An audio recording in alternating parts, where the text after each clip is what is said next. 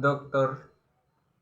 Van den Een, periodisasi gereja Indonesia adalah peristiwa-peristiwa yang berhubungan dengan gereja di Indonesia pada tahun 1999. Untuk pertama kali terbitlah sebuah karangan yang menyajikan sejarah gereja di Indonesia dalam bahasa Indonesia. Sebelumnya sudah ada karangan-karangan lain yang membahas pokok itu, tapi semua ditulis dalam bahasa Belanda.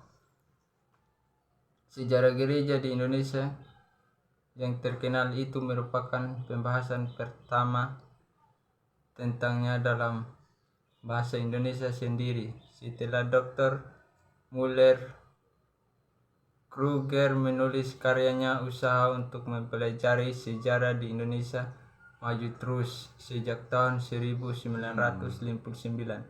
Telah terbitlah beberapa buku yang berharga mengenai sejarah gereja di tanah air.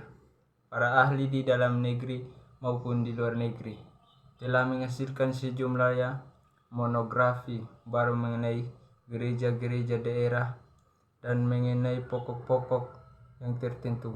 Dalam karangan-karangan itu diusahakan untuk memperluas pandangan sehingga yang diberikan bukan hanya sejarah pekabaran Injil melainkan sejarah gereja dalam arti yang tidak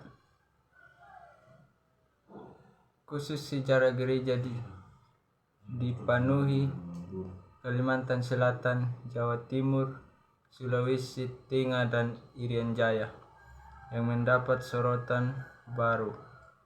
Orang-orang Katolik Roma pun menerbitkan sebuah karya besar mengenai sejarah gereja mereka. Karena penelitian sejarah sudah maju, maka dianggap perlu menerbitkan suatu buku yang baru sebagai ganti buku Dr. Muller Kruger.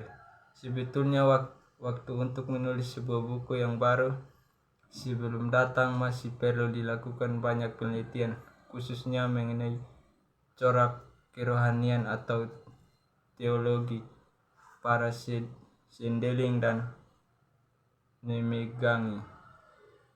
Di wilayah Indonesia terdapat sejumlah besar gereja-gereja. Masing-masing gereja itu mempunyai sejarah sendiri.